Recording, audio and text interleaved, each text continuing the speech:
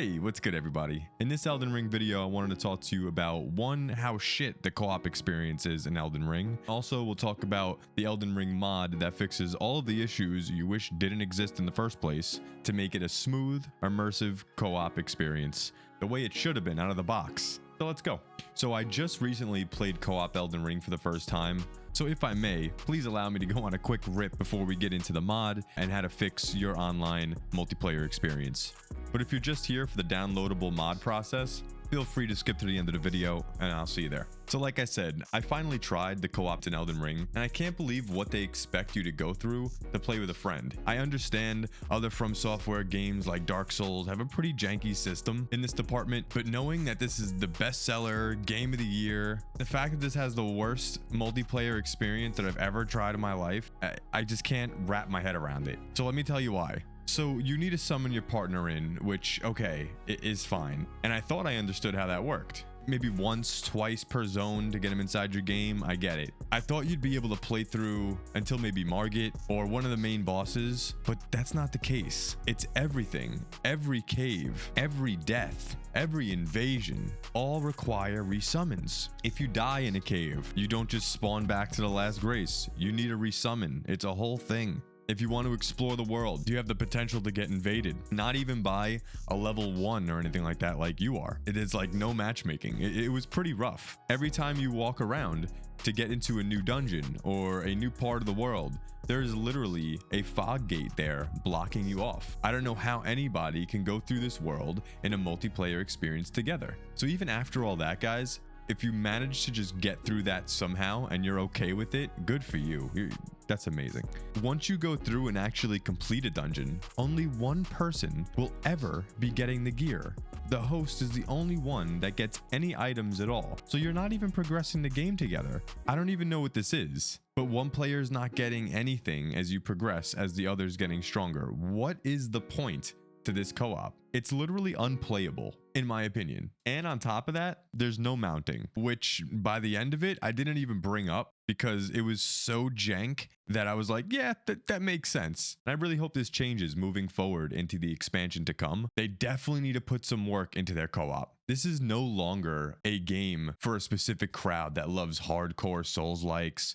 This is a game that reached the masses, a bestseller. And because of that, a change in the co-op needs to be addressed. And by the way, I spoke more about this in one of my last videos I put up about some stuff that I wanted to see added to Elden Ring, and this is one of them, so feel free to check that out if you're interested. But anyways, I just wanted to share with you my experience and how flawed I was because this game is so fantastic. I'm not one that really played Dark Souls back in the day. Elden Ring made me go back because it was that good. But from my perspective, it is absolutely unplayable and they gotta fix this. So let's talk about how we're going to fix this. So the seamless co-op mod. Before we get into the installation, I just want to give a huge thanks to the person or people that took their time to make this mod as it addressed every negative we spoke about earlier in this video. They did an outstanding job and you guys honestly provided us with a freaking blessing. So again, thank you so much.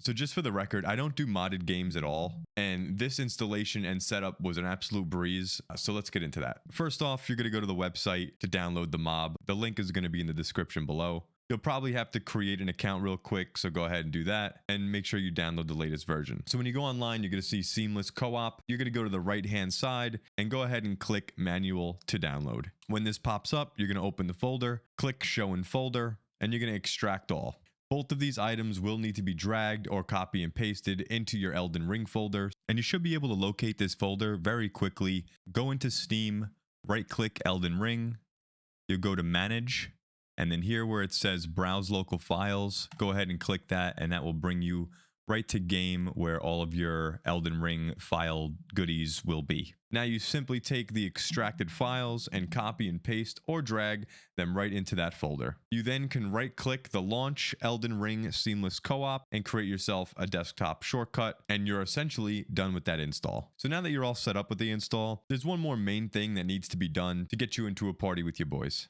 And that's to create a password that only yourself and the people that you want into the party know. You're going to go through the same file path if you closed it out, ending up in the game folder. and then you're going to go ahead and click seamless co-op settings, and that will pull up where you need to place your password. Make yourself a password, save, and you'll be officially good to go. And finally, I got one more important tip for you. Make sure Steam is open and running in the background. For me, it didn't work unless this was running, so I cannot stress enough, if you're having trouble grouping or anything is happening in game and it's not letting you group up, make sure Steam is running for everybody trying to join that group. And by the way, if you enjoyed so far or learned anything along the way, if you could slap that like button for me, that would be awesome. Go ahead, slap it. Anyways, from here, once you're in game, one person will have to use the tiny grape pot, and all the other people with the same password just need to use the effigy of Melania to join their game. You will now have a seamless open world playthrough,